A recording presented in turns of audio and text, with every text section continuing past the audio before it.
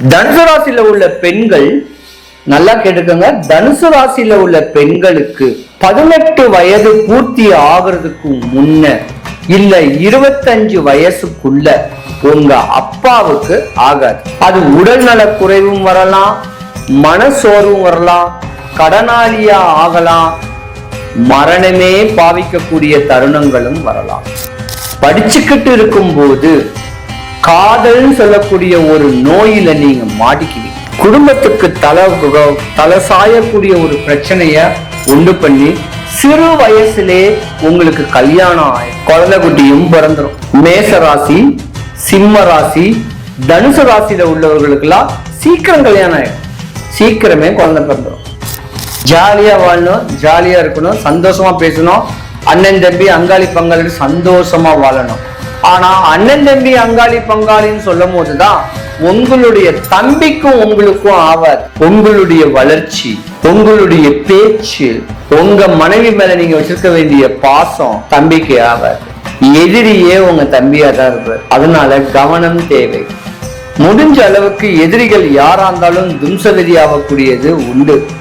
அந்த தம்பிக்கு துர்மரணங்கள் ஏற்படுறதுக்கான வாய்ப்பெல்லாம் இருக்கு.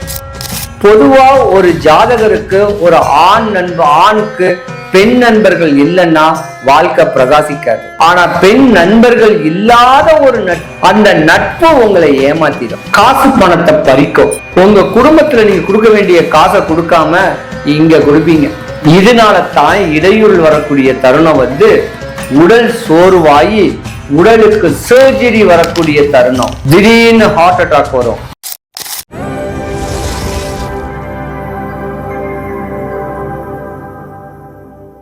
முதல்ல நீங்க யாருன்னு தெரிஞ்சுக்கணும்.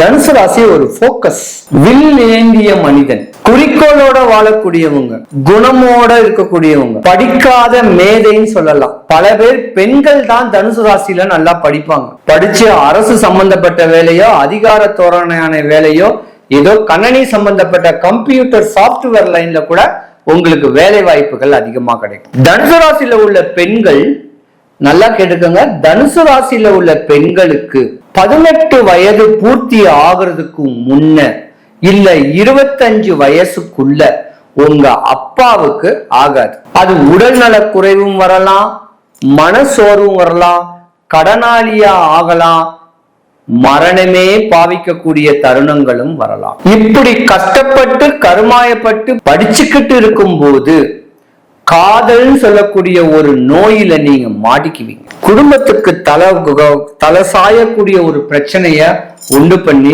சிறு வயசுலே உங்களுக்கு கல்யாணம் ஆயிடும், குழந்தை குட்டியும் பிறந்துடும். மேச ராசி, சிம்ம ராசி, தனுசு ராசியில உள்ளவர்களுக்கெல்லாம் சீக்கிரம் கல்யாணம் ஆயிடும், சீக்கிரமே குழந்தை பிறந்துடும்.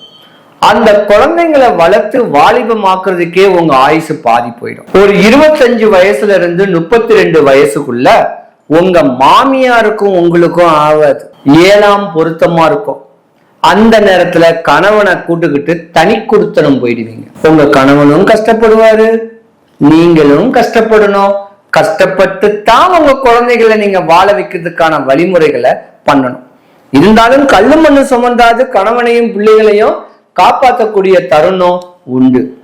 40 வயது உங்களுக்கு ஆகும்போது உடல் நல குறைவு உங்களுக்கு ஏற்பட வாய்ப்பு இருக்கு, மன சோர்வு ஏற்பட வாய்ப்பு இருக்கு, பல காசு பணங்கள் விரயமாகிறதுக்கான வாய்ப்பும் இருக்கு. கவனம் தேவை. ஆனா ஆண்களுடைய வாழ்க்கை அப்படி கிடையாது. சுகபோகி, ஜாலியா வாழணும், ஜாலியா இருக்கணும், சந்தோஷமா பேசணும், அண்ணன் தம்பி அங்காளி பங்காளி சந்தோஷமா வாழணும். ஆனா அண்ணன் தம்பி அங்காளி பங்காளின்னு சொல்லும் போதுதான் உங்களுடைய தம்பிக்கும் உங்களுக்கும் ஆவாது. உங்களுடைய வளர்ச்சி, உங்களுடைய பேச்சு, உங்க மனைவி மேல நீங்க வச்சிருக்க வேண்டிய பாசம் தம்பிக்கு ஆவாது. எதிரியே உங்க தம்பியா தான் இருப்பார். அதனால கவனம் தேவை. முடிஞ்ச அளவுக்கு எதிரிகள் யாரா இருந்தாலும் தும்சகதி ஆகக்கூடியது உண்டு. அந்த தம்பிக்கு துர்மரணங்கள் ஏற்படுறதுக்கான வாய்ப்பெல்லாம் இருக்கு. ஏன்னா தனுசு ராசி குருவுடைய ராசி, உங்களை ஒன்னும் பண்ண முடியாது. குரு கடாட்சியம் உடைய ராசி. நிறைய பேரு பிடி மாஸ்டர், எக்ஸசைஸ் பண்ணக்கூடியதுக்கு உண்டான மாஸ்டர், ஜிம் மாஸ்டர், தொழிற்கல்வி கத்துக் கொடுக்கக்கூடியவங்க, ஆசிரியர், இவங்க தான் நிறைய பேர் இந்த ஜாதகத்துல இருப்பீங்க. இருந்திருந்தா கூட தனுசு ராசிக்கார ஆண்கள் குருவுடைய ராசியா இருக்கிறனால மோகங்கள் கொஞ்சம் இருக்கும், பெண் மோகங்கள் கொஞ்சம் இருக்கும். அதை அவாய்ட் பண்ணி தன்னுடைய மனைவி மக்கள் மேல பாசமா இருந்து இல்லற வாழ்க்கையை இனிமை கொண்டாடி தானம் பண்ணுங்க, இல்லைன்னா தியானம் பண்ணுங்க. இப்படி ஒரு வாழ்க்கையை கொண்டு போனீங்கன்னா பிரபஞ்ச விதி உங்க தலைமையில பட்டு உங்க வாழ்க்கை பேரும் புகழோட இருக்கக்கூடிய தருணம் உண்டு. அந்த பேரும் புகழும் உண்டாவதற்கு எவ்வளவு காலகட்டங்கள் இருக்குது சொல்ற.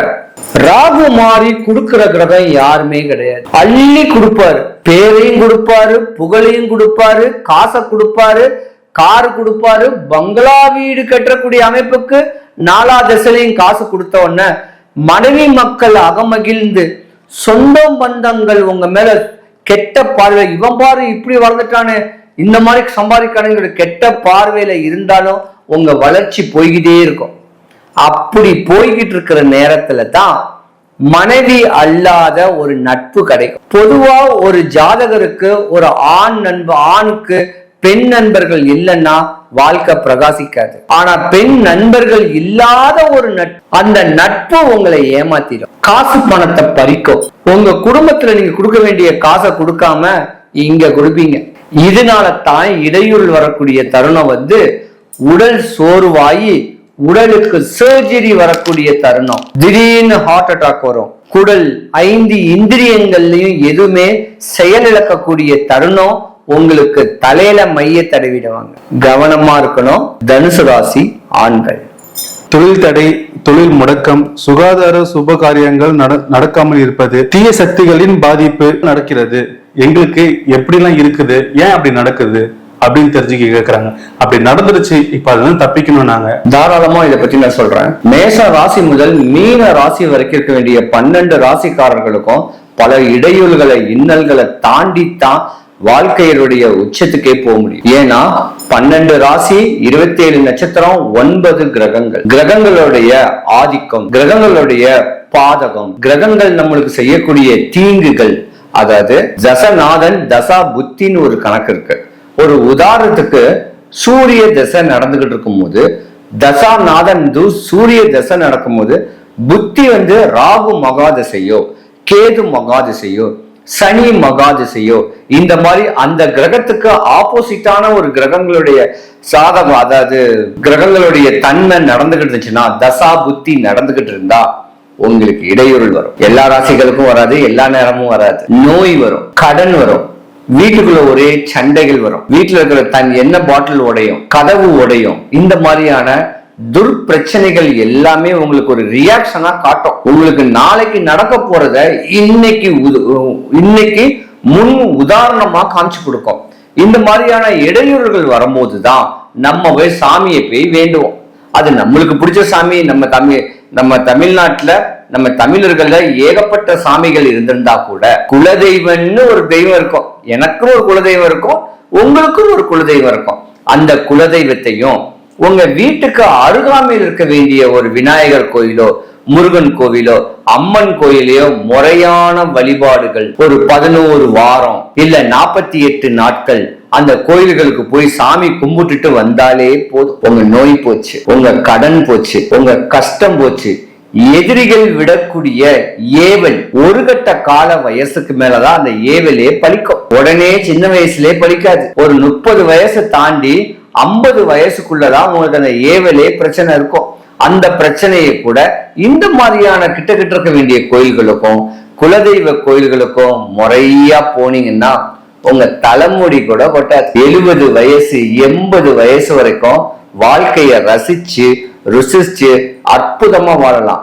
ஜோதிடம் என்பது ஒரு திடகாத்திரியம். அந்த திடமா சொல்றோம் பாருங்க, நாளைக்கு உனக்கு இந்த மாதிரி விஷயங்கள் நடக்க போகுது, உனக்கு இந்த தசா புத்தி நடந்துகிட்டு இருக்கு, இந்த தசநாதன்ட்ட இந்த புத்தி நடக்கிறதுனால இந்த மாதிரி இடையூறுகள்லாம் வரும் அப்படின்னு சொன்னவன அதுக்கு உண்டான ஒரு பரிகாரங்களோ வழிபாடுகளையோ நீங்க கரெக்டா முறையா பண்ணிக்கிட்டீங்கன்னா ஒரு குறை கூட வராது. உண்ண உறங்க உறைவிடத்திற்கு பஞ்சம் வராது. ஏன் ஒரு மனுஷன் வாழ்க்கையில பின்தாங்கியே இருக்கிறான், முன்னுக்கு வராம இருக்கான்னா இந்த கிரகங்களுடைய ஆதிக்கம் தான். அப்ப கிரகங்களை நம்ம மதிச்சு கிரகத்துக்கு உண்டான அமைப்பை காலையில சூரியனை ஒரு 6 to 7 சூரிய நமஸ்காரம் பண்ணிட்டு சாயந்தரம் 5:45க்கு சூரியன் மறைஞ்சு சந்திரன் தெரியும், அந்த சந்திரனை பார்க்கணும். அதே போல பௌர்ணமி எப்ப பௌர்ணமி ஆரம்பிக்கோ அந்த இரவு ஏதாவது ஒரு கோயில் இருந்து பௌர்ணமியை பார்த்தாலோ உங்க வாழ்க்கை பிரகாசமா இருக்கும், எந்த பிரச்சனையும் வராதுங்க. நம்ம செய்யக்கூடியது இயற்கையை வழிபடணும், இயற்கையே நம்ம அண்ணன். இப்ப ஒரு உதாரணத்துக்கு நான் சொல்றேன், இந்த 10 விரல் இருக்கு, இங்கிலீஷ்ல ஒரு வேர்ட்ஸ் இருக்கு, a man has the best friend has his 10 fingers only. இந்த 10 விரல்களும் நம்ம நண்பர்கள். ஏன்னா இந்த விரல் பேர் புதன், இது சூரியன், இது சனி, இது குரு, இது சுக்கிரன், இது சந்திரன், இது செவ்வாய். அப்ப இந்த 10 பேர்களுமே நம்மளுடைய உள்ள அடக்கி இருக்கு. சூரியன் கேட்கும் போது நம்ம அப்பா, சந்திரன் சொல்லக்கூடியது நம்ம அம்மா, நம்மளுடைய மாமியார். சூரியன்னா மாமனாரையும் குறிக்கும், செவ்வாய்னா அண்ணன், அங்காளி, பங்காளி, அக்கா, தங்கச்சி. சனீஸ்வர பகவான்னா உங்களுக்கு வேலையாட்கள், உங்க வீட்டுக்கு பிளம்பரு, உங்க வீட்டுக்கு பெயிண்ட் அடிக்கிறவரு, உங்களுக்கு ஹெல்ப்ஃபுல்லா இருக்க வேண்டியவர் தான் சனீஸ்வர பகவான். குரு பகவான் உங்க குழந்தை, உங்களுடைய ஆசிரியர். சுக்கிரன் உங்களுடைய காதலி, உங்களுடைய மனைவி, இந்த மாதிரியான ஒரு தன்மையை குறிக்கும். இவங்களை எல்லாத்தையும் முறையா வழிபட்டுக்கிட்டு கிரகத்துக்கு உண்டான சாந்தி கொடுத்துட்டு வந்தீங்கன்னாவே உங்க வாழ்க்கை பிரகாசம் தாய்யா, எந்த குறையும் வராது. நான் வரக்கூடிய அடுத்த மாசம் 13ஆம் தேதி மலேசியா வரேன், ஒரு 11 நாள் அங்க வரேன். உங்க வீட்டுல எதுவும் பிரச்சனைகளா, இன்னல் இடையூறுகளா, உடல் நல குறைவா, மனசோர்வா, பணசோர்வா, ஏதாவது ஒரு ஏவல்னால இன்னல்கள் துன்பங்கள் பண்ணிருக்காங்களா, அதை சரி பண்றதுக்கு என்னால முடியும், சின்ன வழிபாட்டுனால முடியும். சென்னையில என்ன மீட் பண்ணணும்னா சென்னை தாம்பரம், அதாவது KGF கருப்புசாமின்னு கேட்டு கூகுள் மேப்ல டைப் பண்ணீங்கன்னா என்னுடைய அட்ரஸ் வரும். போன் பண்ணிட்டு வந்தா பெஸ்ட், இல்லைன்னா போன் பண்ணி கன்ஃபார்ம் பண்ணிட்டு வாங்க. எல்லாம் நிறைவாகட்டும். சுபிக்ஷம், ஐஸ்வர்யம், கடாட்சியம் கிடைக்க எம்பெருமான் மாடம்பாக்கம் தேனுபுரீஸ்வரர் தேனுகாம்பாளுடைய அருளாட்சி உங்களுக்கு கிடைக்க இறைவனை நான் பிரார்த்திக்கிறேன். சிவாய நம.